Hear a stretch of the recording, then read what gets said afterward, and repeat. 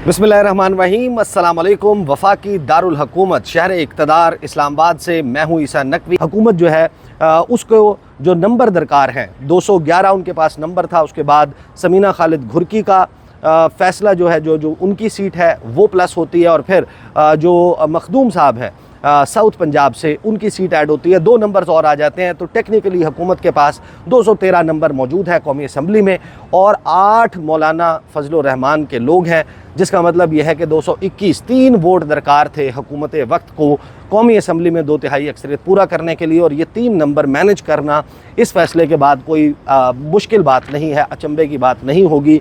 हुकूमत के पास बहुत कुछ होता है, बहुत तरीके होते हैं, फ़ंड्स होते हैं, ओहदे और बहुत सारी ऐसी चीज़ें हैं, मराद जिसकी बुनियाद के ऊपर लोगों को वो कायल कर सकते हैं कि वो उनके साथ चले जाएँ। और दूसरे भी बहुत सारे तरीके होते हैं जिनसे आप वाकिफ़ हैं, जो आपको होते हुए नज़र भी आए हैं। फिर उसके बाद आ जाएँ सेनेट ऑफ पाकिस्तान में। सेनेट ऑफ पाकिस्तान में 64 नंबर दरकार है इस वक्त आइनी तरमीम को पास करने के लिए। और नंबर गेम यह है कि 54 लोग हैं हुकूमती इत्तेहाद के पास। 5 मौलाना फजलुर रहमान के अगर शामिल कर लिए जाएँ तो ये 59 बनते हैं। 3 शामिल कर लिए जाएँ एम एल वली ख़ान के तो ये 62 बनते हैं। और उसके बाद 2 लोग मेंगल साहब की जो पार्टी है, अख्तर मेंगल की पार्टी, अगर उनके शामिल हो जाएं तो फिर उनके पास नंबर पूरा होता है। वो शामिल होने को तैयार नहीं, तो यहाँ पर भी 63A के ऊपर इन्हसार किया जा सकता था। तो ये है वो सारा बैकड्रॉप जिसमें हुकूमत के लिए आज एक रास्ता खुल गया। लेकिन साथ ही हमने देखा यहाँ से फ़ैसला आया सुप्रीम कोर्ट ऑफ पाकिस्तान से, और उसके बाद वो जो दर था, एक दर 13 वोटों वाला दर, वो बंद हो गया है। वो फिल वक्त बंद हुआ है। उसके दरवाज़े की चौखाटों में ग्रीस डालकर उस दरवाज़े को दोबारा से खोलने का बंदोबस्त हो सकेगा या नहीं, it's a matter of time. ये वीकेंड बड़ा हॉट होने वाला है उसके लिए। मौलाना फजलुर रहमान 8 बंदे हैं उनके पास कौमी असम्बली में, और 5 बंदे हैं उनके पास सेनेट ऑफ पाकिस्तान में। ये 13 वोट बनते हैं, और ये बहुत ही डिसाइसिव वोट्स हैं।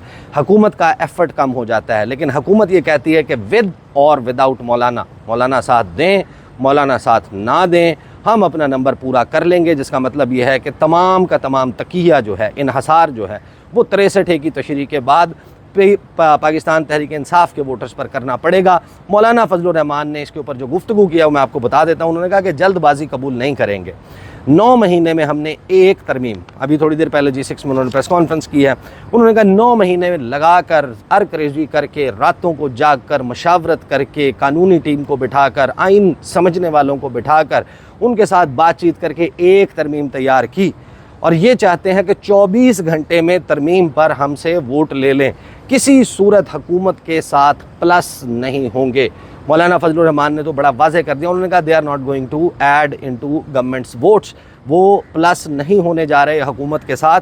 साथ ही उन्होंने तबसरा करते हुए सुप्रीम कोर्ट का जो 63A की तशरीह का फ़ैसला है, जो रिव्यू का फ़ैसला है, उसको कहा कि हम उसको तस्लीम करते हैं, मगर ये फ़ैसला सेल एंड परचेस के लिए इस्तेमाल नहीं होना चाहिए, मैच फिक्सिंग नहीं होनी चाहिए। मौलाना का वाज़ेह इशारा सिर्फ PTI की तरफ नहीं है, मौलाना के अपने रैंक्स में बहुत सारे ऐसे लोग कहा जा रहा है कि मुमकिन तौर पर मौजूद हैं, जो JUI की जो फ़ैसला है तरमीम पर वोट देने या ना देने का, उसके ख़िलाफ़ भी जा सकते हैं। और उसमें जो सर फहरिस्त हैं वो नूर आलम ख़ान हैं, पेशावर से जो जीते हैं। तो मौलाना फजलुर रहमान ने कहा कि सेल एंड परचेस नहीं होना चाहिए, मैच फिक्सिंग नहीं होनी चाहिए। अलबत्ता जो सुप्रीम कोर्ट है, क्योंकि सबसे बड़ी अदालत है, तो इसके फ़ैसले को तस्लीम करना पड़ेगा, तो हम तस्लीम करते हैं।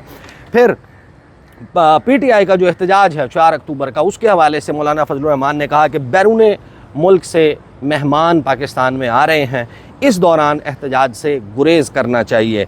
उन्होंने मौलाना फजलुर रहमान ने जो अपने एतराज़ात हैं, अपने मारूज़ात हैं, बयान करते हुए मदरसों की रजिस्ट्रेशन का मामला, उनके अकाउंट्स के फ्रीज़ होने का मामला और मदरसों से मुतल्लिक़ मामलात जो हैं वो भी सामने रखे। फिर उन्होंने कहा कि मिलिट्री कोर्ट्स की बातें हो रही हैं, अगर हम अहम हैं, हमारा वोट अहम है, तो फिर हमारी बात भी मानना होगी। यानी कि मौलाना फजलुर रहमान ने दरवाज़ा बंद किया है, लेकिन दरवाज़ा बंद करके उस पर ताला नहीं लगाया, और ना ही ताले की चाबी उन्होंने गुम की है। उन्होंने ये बता दिया है कि हम अहम है, अगर हमारा वोट अहम है, हमारे से वोट चाहिए, तो वोट देने से वो मुकम्मल इनकार नहीं कर रहे। लेकिन वो ये कह रहे हैं कि फिर दरमियानी रास्ता निकालना होगा, कुछ हमारी माने, कुछ अपनी मनवाएं, और अगर दरमियानी रास्ता निकाल सकते हैं और इस पर जल्दबाजी नहीं होगी, इस पर बैठना पड़ेगा, बैठकर बात करनी पड़ेगी, तभी जो है वो हम किसी नतीजे पर पहुंच सकते हैं। मौलाना फजलुर रहमान से पूछा गया कि हुकूमत तो बड़ी कॉन्फिडेंट है कि उनके नंबर पूरे हैं। उन्होंने कहा कि हमारे पास तो ऐसी इतला नहीं है कि हुकूमत के पास नंबर पूरे हैं, हमारे पास इतला मुख्तलिफ है। और मौलाना फजलुर रहमान ने कहा कि पाकिस्तान पीपल्स पार्टी से भी राब्ता है, उनसे तय हुआ कि आप भी एक ड्राफ्ट बनाएं, हम भी एक ड्राफ्ट बनाएंगे। फिर उन्होंने कहा कि हमने पीटीआई से भी कहा है कि आप एक ड्राफ्ट बनाएं, एक ड्राफ्ट हमारा होगा, और उसके बाद बैठकर उन ड्राफ्ट में मुश्तरका चीज़ें, मुश्तरकात जो हैं वो देखी जाएंगी कि क्या चीज़ें मुश्तरक हैं, उनको एग्री अपॉन कर लिया जाएगा। फिर बातचीत होगी कि हुकूमत हमारे साथ कौन सी चीज़ें हमारी मानने के लिए तैयार है और कौन सी हम उनकी मानने के लिए तैयार हैं। ये बात कही। उन्होंने कहा कि अगर इस पर इत्तफाक राय हो जाता है तो हमें एतराज़ नहीं होगा। इरफान सिद्दीकी साहब ने जो गुज़श्ता रोज़ बयान दिया था कि मौलाना फजलुर रहमान के मुताबिक तराश खराश तरमीम की हो चुकी है, लिहाजा कोई मसला नहीं होगा, अब नंबर पूरा हो जाएगा, आज वो जो तासुर है वो मौलाना फजलुर रहमान ने भी ज़ाइल कर दिया। और उन्होंने कहा लेकिन इसका मतलब ये नहीं है कि दुश्मनियाँ नहीं होती, सबसे ज़्यादा इख्तलाफ तो हमारा पाकिस्तान तहरीक इंसाफ से होता था, तो अब वो नहीं है, उस तरीके का इख्तलाफ आपको नज़र नहीं आता। रोज़ रोज़ नया मुसव्विदा आ रहा है, और मुसव्विदा जो है उन्होंने कहा कि जिस तरीके से ये आइन साज़ी का अमल किया जा रहा है ये तरीक़ाकार दुरुस्त नहीं है। तहरीक इंसाफ के एहतजाज के हवाले से उन्होंने बहुत वाज़े अंदाज में यह कहा कि पीटीआई और हमारा मुश्तरका एहतजाजी लाया अमल नहीं है, हम अलग एहतजाज करेंगे, अगर उनका एहतजाज है वो अलग होगा। लेकिन साथ ही उन्होंने ये कहा कि मैं अपील करता हूँ इमरान खान से और उनकी जमात से कि जब फ़ॉरेन डिग्नेटरीज़ बैरूनी दुनिया से पाकिस्तान में मेहमान मौजूद हैं उस वक्त सड़कों का रुख ना किया जाए। मौलाना फजलुर रहमान से ये भी सवाल हुआ कि अगर आप जो है वो सड़कों पर आकर सिर्फ इस तरमीम का रास्ता रोकेंगे या सिर्फ आपकी जो है वो आइनी और या पार्लिमानी तरीक़ाकार होगा इसको रोकने के लिए, तो मौलाना फजलुर रहमान ने इसके ऊपर गोल मोल जवाब दिया। उन्होंने दोनों एंड्स, हर एंड जो है मौलाना फजलुर रहमान ने इस पर ओपन रखा हुआ है।